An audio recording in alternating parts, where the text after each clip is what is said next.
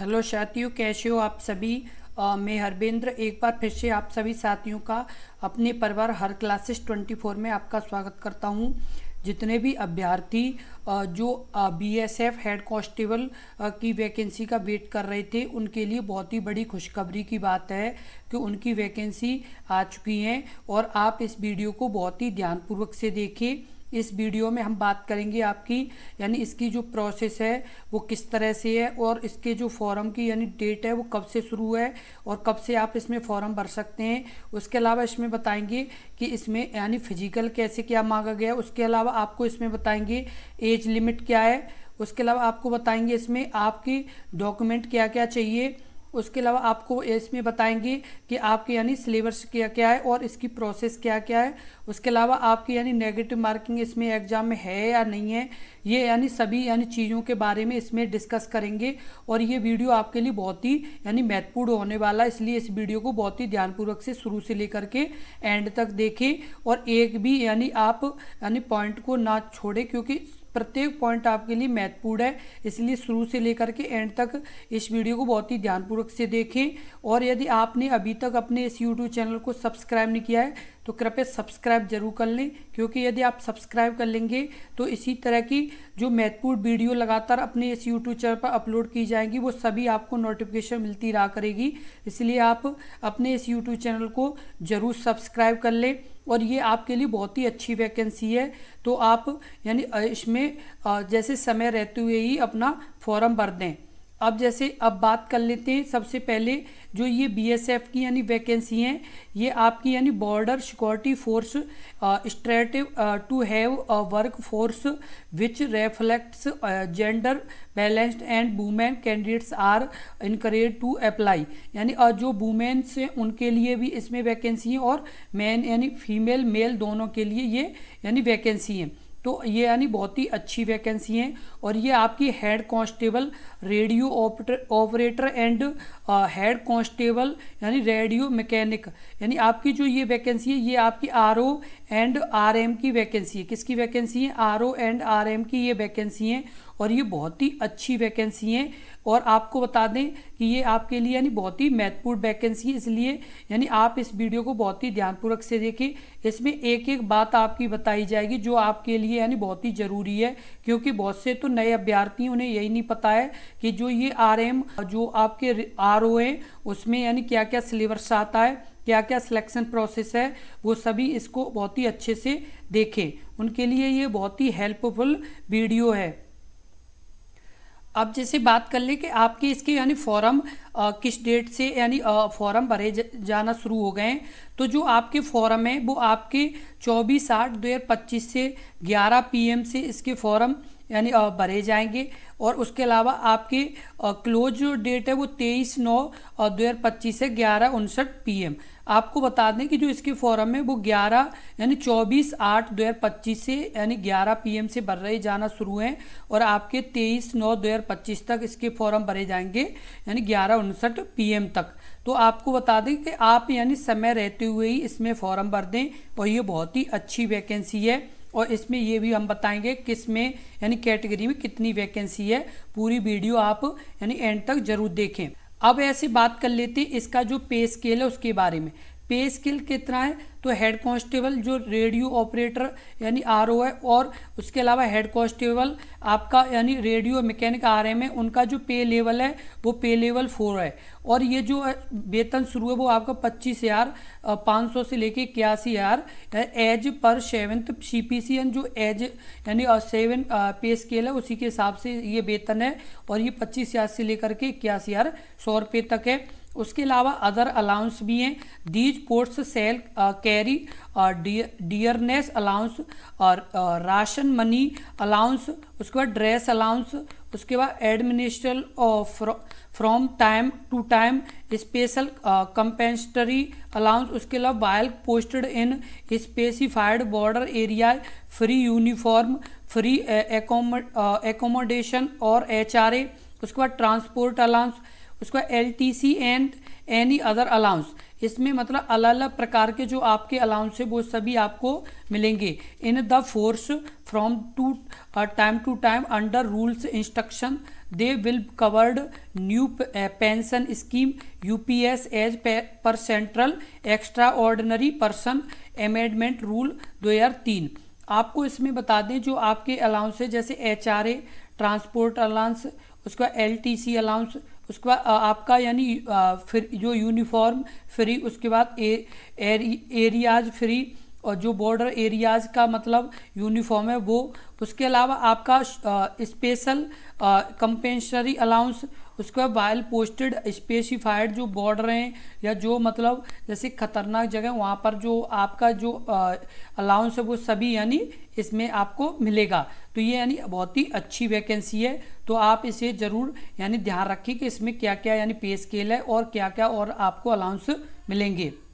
अब जैसे बात कर लेते हैं इसमें यानी वैकेंसी के बारे में, किस कैटेगरी में कितनी वैकेंसी है। तो आपकी बात कर ले जनरल यानी यूआर की, तो जो आपके यानी एक्स सर्विसमैन है उनके लिए 20 वैकेंसी है और कुल यानी वैकेंसी है आपकी 177। कितनी यानी 177 रिमेनिंग वैकेंसी हैं।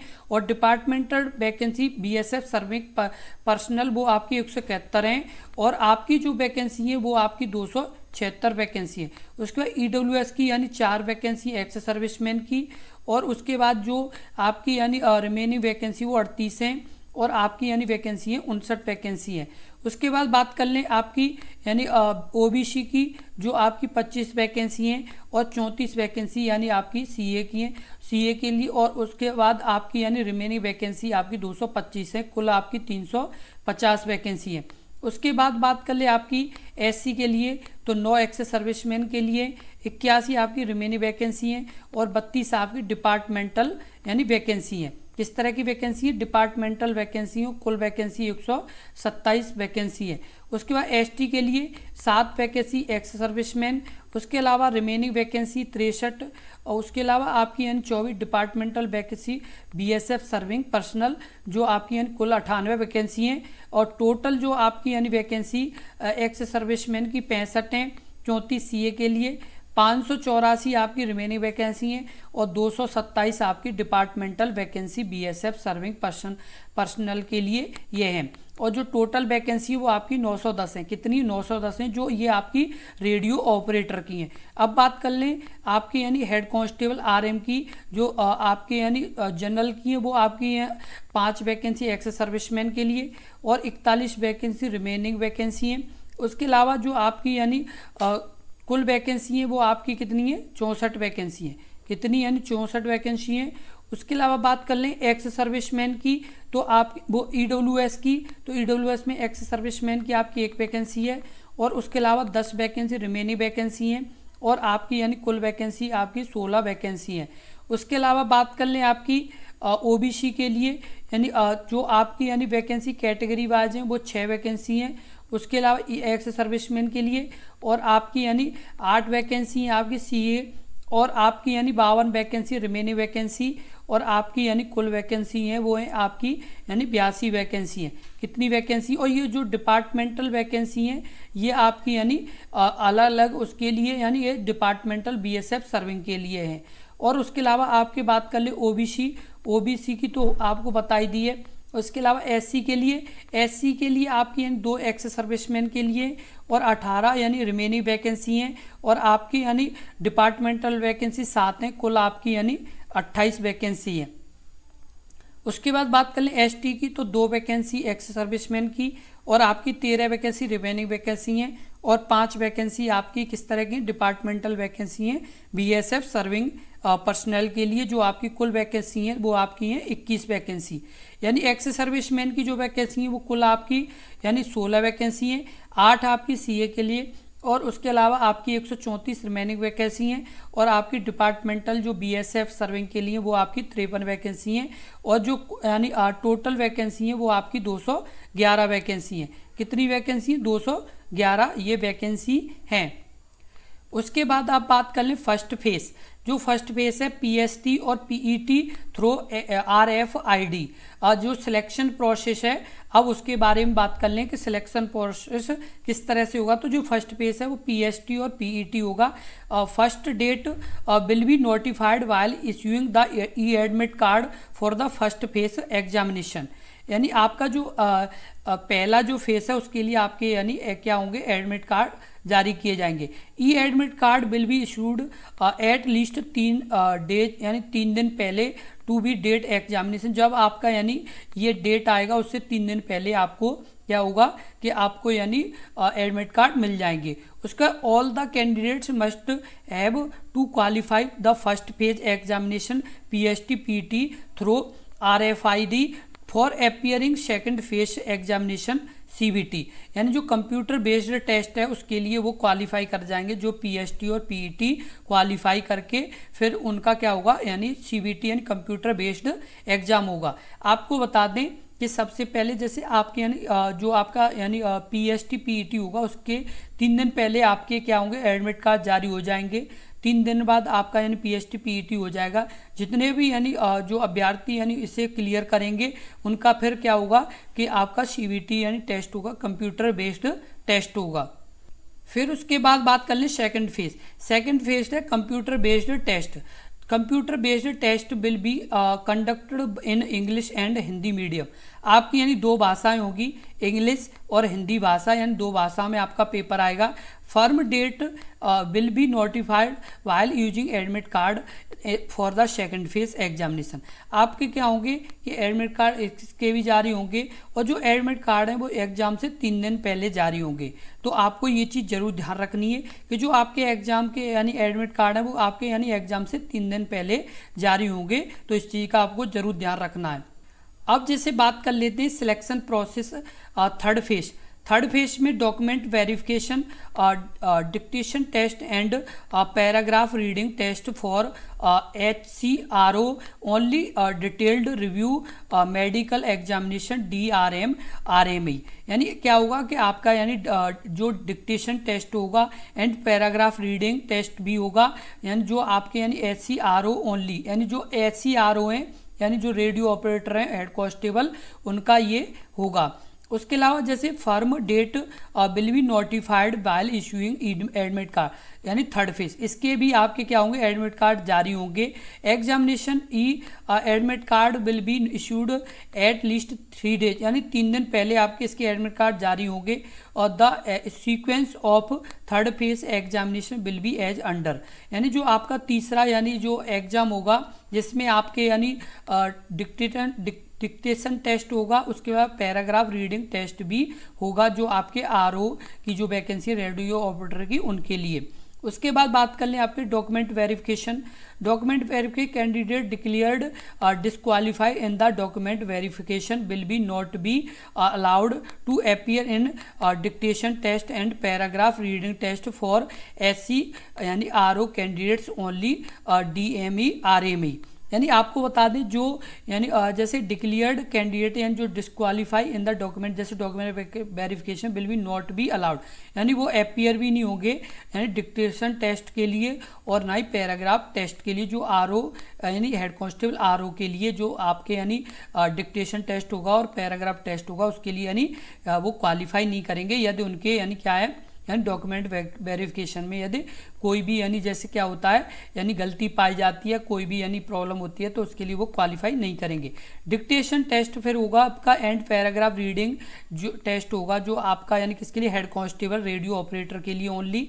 और फिर उसके बाद होगा आपका candidates applying for the post head constable RO required to qualified dictation test and paragraph reading test during the stage dictation test carriage 50 mark. यानी जो आपका डिक्टेशन टेस्ट होगा वो 50 नंबर को होगा और paragraph reading test is qualifying nature only.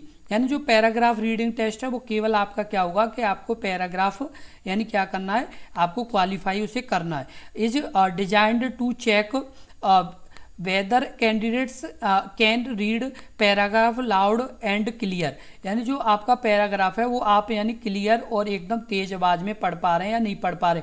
Those candidates वो who has applied only for the post head constable RO declare disqualified in the dictation test and paragraph reading test will not allowed appear in the DME RME detailed review medical examination.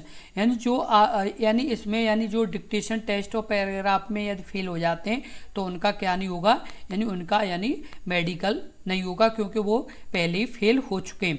Detailed review medical examination DME RME only those candidates declared successful in document verification, dictation test, paragraph reading test only will be allowed appear a detailed review medical examination। जो यानी अभ्यर्थी document verification, उसके अलावा आपके यानी dictation test और paragraph को अच्छे से क्लियर करके आएंगे, वही यानी आगे आपके उसमें यानी डॉक्टरी वगैरह में यानी आप पहुंच पाएंगे, अन्यथा वो पहले ही डिस्क्वालीफाई कर दिए जाएंगे। इस चीज़ को आपको ध्यान रखना है। और आपको बता दें यदि कोई भी पॉइंट आपके समय में ना आया हो तो कृपया कमेंट बॉक्स में कमेंट करें, हम आपको वहाँ भी आपको बता सकते हैं। इसलिए आप यदि कोई भी आपको डाउट लगे तो आप कमेंट बॉक्स में पूछ सकते हैं।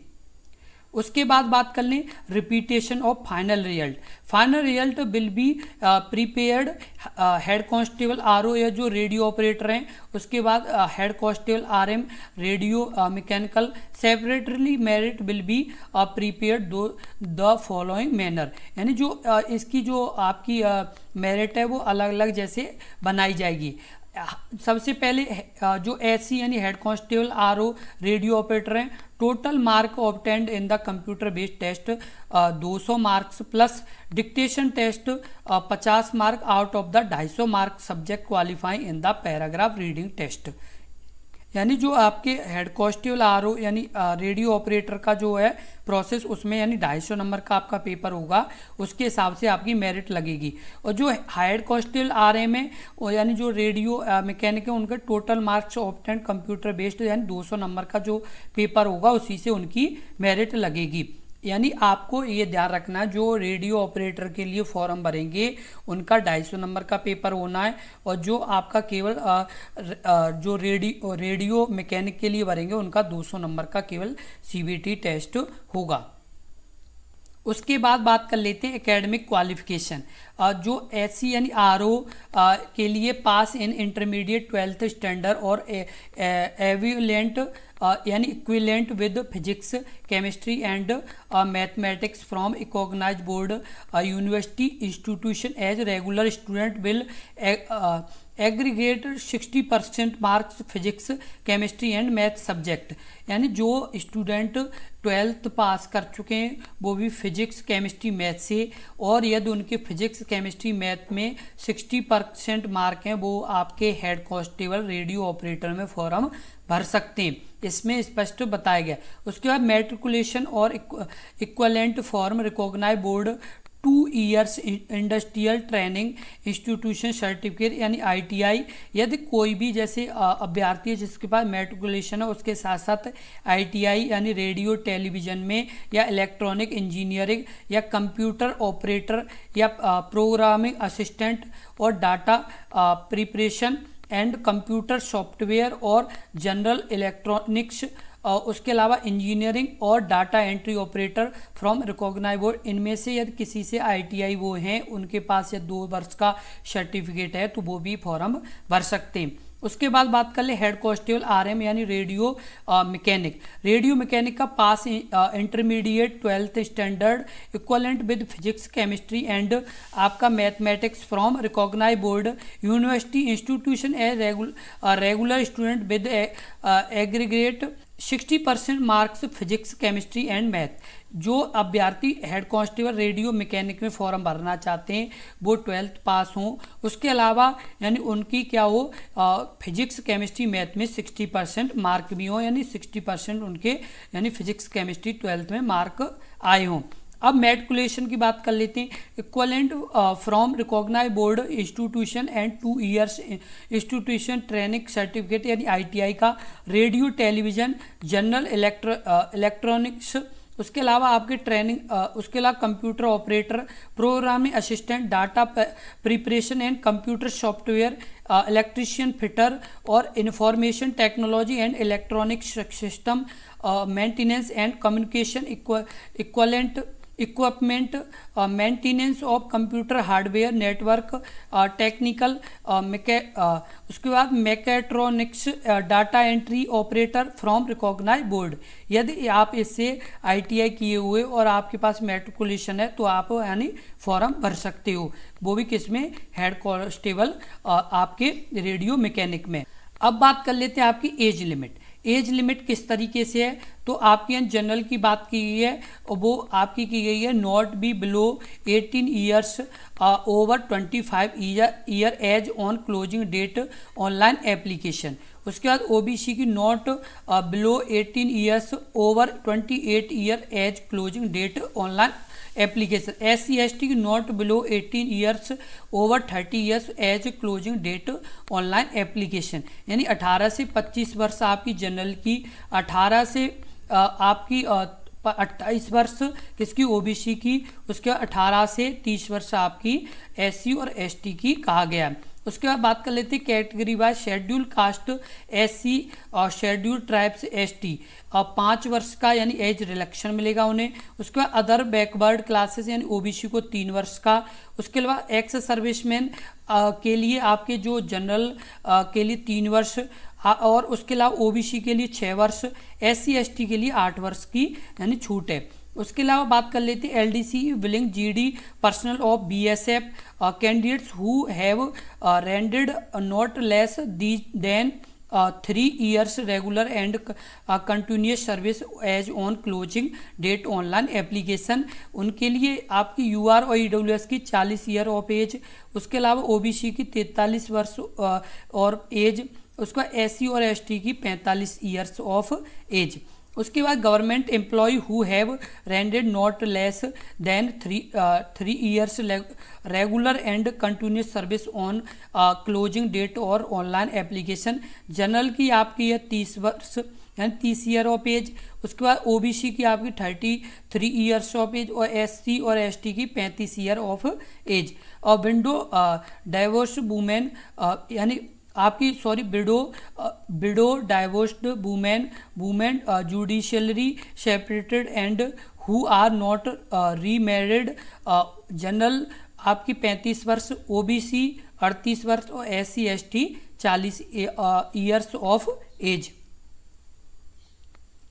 आपको बता दें कि जो आपकी यानी एज में छूट है वो आपकी अलग अलग छूट दी गई है, जैसे कि SC ST को 5 वर्ष की छूट है, OBC को 3 वर्ष की छूट है। उसके अलावा एक्स सर्विसमैन को अलग अलग कैटेगरी में अलग अलग छूट दी गई। अब बात कर लेते हैं आपके the physical standard for both post are under. सबसे पहले जो आपका यानी मैन है उनके लिए हाइट कितनी होनी चाहिए, 168 सेंटीमीटर और वुमेन उनके लिए 157 सेंटीमीटर हाइट मांगी गई है।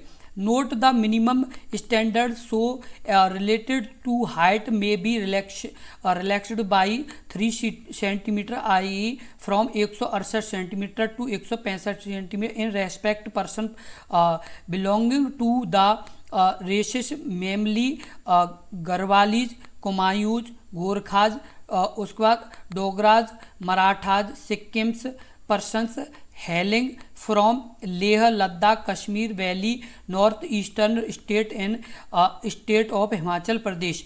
जो आपकी ये बाद में जो हमने बताई कुमायूं, गोरखा, मराठाज, सिक्किम, इन्हें क्या है 3 सेंटीमीटर की यानी अलग से छूट की कहा गया है, जो इनकी यानी 168 से 165 सेंटीमीटर के बारे में बताया गया। Note the minimum standard so far as relates to height may be relaxed by 5.5 centimetre from 168 centimetre 162 centimetre respect Adivasi tribals including Mizos and Nagas further relaxed by 5.5 centimetre यानी 162.5 centimetre to 157 centimetre in respect of male scheduled tribes of north eastern states. उसके बाद आपकी बात कर लें women में, तो note for candidates belong to hill areas of Garhwal, Kumaon, Himachal, Pradesh, Gorkhas, Dogras, Maratha, Sikkim, Leh and Ladakh, Kashmir valley और नॉर्थ ईस्टर्न 155 सेंटीमीटर हाइट के बारे में कहा गया है। उसके बाद for tribals Adivasi including Mizos, Nagas 154 centimetre के बारे में कहा गया है। उसके बाद चेस्ट की बात कर ले मैन की तो 80 सेंटीमीटर नॉर्मल और 85 सेंटीमीटर फुलाके होने चाहिए। उसके बाद बात कर लें note the minimum standard so far related to unexpanded 85 centimetre expanded to 76 centimetre unexpanded 81 centimetre expand respectively Adivasi और ट्राइबल्स। आदिवासी और ट्राइबल्स के लिए 76 यानी नॉर्मल और 81 फुलाके होना चाहिए। उसके बाद बात कर ले वेट की करस्पॉन्डिंग हाइट और फीमेल के लिए भी करस्पॉन्डिंग हाइट के बारे में कहा गया है वेट के बारे में। अब बात कर लेते हैं फिजिकल टेस्ट स्टैंडर्ड की। तो फिजिकल टेस्ट स्टैंडर्ड वो height, chest, weight in centimetre, उसका स्टैंडर्ड इन पैरा 5.5 में बताया गया 4 में बताया गया। For female candidates height weight in centimetre 5.5 वो 5 पैरा एंड 5.4 में बताया गया है। तो आपकी अब बात कर लें फिजिकल एफिशिएंसी टेस्ट यानी पीईटी थ्रो RFID। जो मेल हैं उनके लिए 1600 आपकी मीटर रेस कितने 6.5 मिनट में यानी क्लियर करनी होगी। 1.6 किलोमीटर रेस को 6.5 मिनट में क्लियर करना होगा। उसके बाद लॉन्ग जंप को आपके यानी 11 फीट इन 3 चांस यानी आपको 3 चांस मिलेंगे और 11 फीट आपको लॉन्ग जंप करनी पड़ेगी। और high jump 3.5 feet in 3 chance में करनी होगी। उसके बाद ex serviceman are expended from physical efficiency test. LDC willing GD personal of the BSF male female candidates are also expanded from PST, PET, DME. However, they have the appear in second phase for computer based test, CBT and third phase examination only for the purpose of document। उसके बाद जो head constable radio operator candidate will be appear in dictation paragraph reading test. इसमें कहा गया है जो आपके LDC और जो आपके BSF के जो पहले से ही यानी उसमें जॉब में हैं तो उनके लिए क्या है कि यानी वो सेकंड फेज के लिए क्लियर कर जाएंगे। जो आपके नॉर्मल यानी जो अभ्यर्थी वो फॉर्म भरेंगे उनको ये प्रोसेस करना होगा। उसके बाद बात कर लें फीमेल के लिए तो 800 मीटर रेस है 4 मिनट में क्लियर करनी होगी। 9 फीट लॉन्ग जंप है जो आपको 3 चांस मिलेंगे और आपकी 3 फीट हाई जंप है जो जिसके लिए आपको 3 चांस मिलेंगे, उसमें आपको ये क्लियर करनी होगी।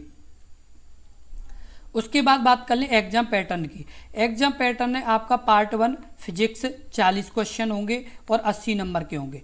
उसके बाद आपका मैथमेटिक्स 20 क्वेश्चन होंगे 40 नंबर के होंगे। उसके बाद केमिस्ट्री आपके 20 क्वेश्चन होंगे 40 नंबर के होंगे और इंग्लिश एंड जीके आपके 20 क्वेश्चन होंगे और 40 नंबर के ये भी होंगे। कुल आपके टोटल यानी 100 क्वेश्चन होंगे 200 नंबर का यानी ये पेपर होगा, जिसमें आपके यानी 12th intermediate CBSE state board of education यानी ये जो आपका पेपर होगा यानी 12th क्लास के हिसाब से होगा।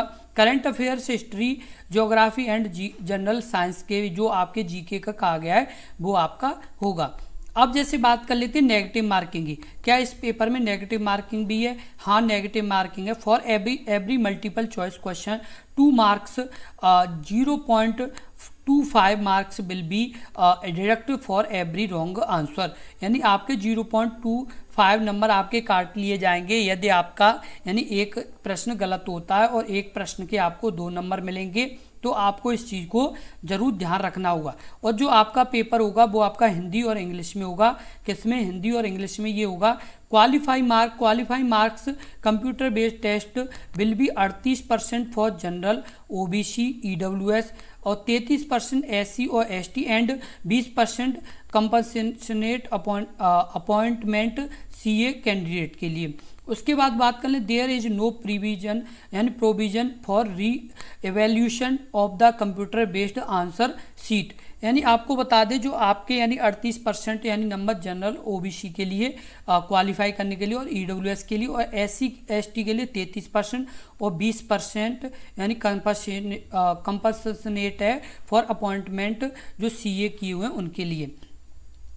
अब बात कर लेते हैं थर्ड फेज की, document verification, dictation, paragraph reading test for head constable, RO only, detailed review. अब उसके बाद बात कर लेते हैं जो यानी आरओ का यानी जो आपका यानी जो एग्ज़ाम दे चुके होंगे, उसके बाद जो डॉक्यूमेंट वेरिफिकेशन होगी उसमें आपको क्या क्या डॉक्यूमेंट चाहिए उसके बारे में, क्योंकि ये बहुत ही महत्वपूर्ण जानकारी है। अभी से ये डॉक्यूमेंट के बारे में ज़रूर जानकारी देख लें, क्योंकि ये यदि आपके पास डॉक्यूमेंट नहीं हुए तो बाद में आपको यानी डिस्क्वालीफाई यानी आपको यानी निकाल दिया जाएगा, क्योंकि डॉक्यूमेंट जब चेक होंगे तो यदि कोई भी डॉक्यूमेंट आपके पास कम हुआ तो उससे भी आपको निकाला जा सकता है, बेशक आप मेरिट में आ चुके हों। During the document verification candidate must bring original copies, यानी आपको ओरिजिनल कॉपी ले जानी होगी जिसमें आपके फ़ोटो कॉपी, एडमिट कार्ड, उसके अलावा educational certificate, original photo copy, यानी आपको जो एजुकेशन आपकी जो आपके यानी जैसे 12th में और आगे भी जैसे ITI वगैरह किए हुए तो उसकी ओरिजिनल फ़ोटो ले जानी पड़ेगी। उसका birth certificate will be verify from matriculation marksheet, certificate for verification age, original photocopy, यानी आपको जो मैट्रिकुलेशन की मार्कशीट है वो भी आपको ओरिजिनल ले जानी होगी। उसके बाद EWS income and assist certificate, EWS का जो वैलिड फॉर यानी 2025 to 26 है वो भी आपको क्या है ले जाना पड़ेगा। 1 अप्रैल टू 31 मार्च 2026 तक वो आपका क्या होगा वैलिड होगा। उसके बाद बात कर ले OBC सर्टिफिकेट, ओरिजिनल फोटोकॉपी और नॉन क्रीमिलियर, उसके अलावा सर्टिफिकेट ऑफ एलिजिबिलिटी। और उसके बाद बात कर लेते हैं SC ST certificate, original photography, BSF serving यानी constable GD and TM and tradesman should in possession of DISC vigilance clearance certificate, biodata and NOC issued their appointment authority, यानी उन्हें क्या है कि NOC देनी पड़ेगी। शेप यानी आपका क्या होगा जो आपकी यानी present medical category shape 1 certificate issued by medical officer, यानी आपको मेडिकल ऑफिसर के द्वारा यानी वो भी आपको देना होगा। Concurrent units headquarter original photography, यानी आपको वहाँ से क्या है ओरिजिनल फोटोग्राफी देनी पड़ेगी। उसके बाद copy of discharge certificate in RO ex serviceman, original photography, आपके जो एक्स सर्विसमैन उन्हें भी क्या है कि आपको ओरिजिनल फोटोग्राफी दिखानी पड़ेगी। Any other documents certificates testimonials that the candidate wishes to produce original photography, यानी आपको क्या है कि जितनी भी यानी डॉक्यूमेंट वेरिफिकेशन की कॉपीज़ हैं वो ज़्यादातर फोटोग्राफी यानी ओरिजिनल होनी चाहिए, ना कि आप जैसे प्रिंट निकालवा के लेके पहुंच जाएं तो आपका यानी क्या है डॉक्यूमेंट वेरिफिकेशन नहीं होगा और आपको क्या है कि रिजेक्ट भी कर दिया जा सकता है, इसलिए ओरिजिनल लेके जाएं। और आपको एक चीज़ ध्यान रखनी होगी कि आपका ये जो एग्ज़ाम है ये आपका यानी पूरा अच्छे से हमने समझा दिया क्या क्या आपके यानी सब्जेक्ट आएंगे और आपके यानी यही सब्जेक्ट आपको पढ़ने और अच्छे से पढ़ने। और आपको बता दें जो आपका ये टॉपिक GK GS का आ रहा है ये अपने इसी यूट्यूब चैनल पर लगातार इसकी तैयारी कराई जा रही है, तो आप यानी अपने इसी यूट्यूब चैनल से लगातार जुड़े रहें, क्योंकि जो आपका ये GK GS का चाहे वो करंट अफेयर हो चाहे आपका यानी ज्योग्राफी हो, हिस्ट्री हो, जितने भी ये टॉपिक आ रहे हैं सभी की तैयारी अपने इस यूट्यूब चैनल पर कराई जा रही है। तो आप लगातार अपने इस यूट्यूब चैनल से जुड़े रहें, क्योंकि यदि जुड़े रहेंगे तो आपकी तैयारी बहुत ही अच्छी हो जाएगी और आपका यानी इसमें स्कोर और अच्छा हो जाएगा। इसलिए आप यानी ज़रूर यानी अपने इस यूट्यूब चैनल से जुड़ें और इस वीडियो को ज़्यादा से ज़्यादा शेयर करें जिससे और भी अभ्यर्थियों को इसके बारे में जानकारी हो सके। और यदि आप इस वीडियो को ज़्यादा से ज़्यादा शेयर करेंगे तो आपके साथ जो और भी अभ्यर्थी जुड़ेंगे तो उनसे आपका एक कंपटीशन हो पाएगा और जब कंपटीशन होता है तो एग्ज़ाम और अच्छा हो जाता है। इसलिए यानी ज़्यादा से ज़्यादा अभ्यर्थियों को अपने इस परिवार से जोड़ें और इसी तरह की महत्वपूर्ण यानी नोटिफिकेशन के लिए आप भी अपने इस यूट्यूब चैनल को ज़रूर सब्सक्राइब कर लें। और यदि आपको यानी वीडियो बहुत ही हेल्पफुल लगी हो, बहुत ही यानी आपके लिए यानी अच्छी रही हो तो वीडियो को कृपया लाइक ज़रूर कर दें। धन्यवाद।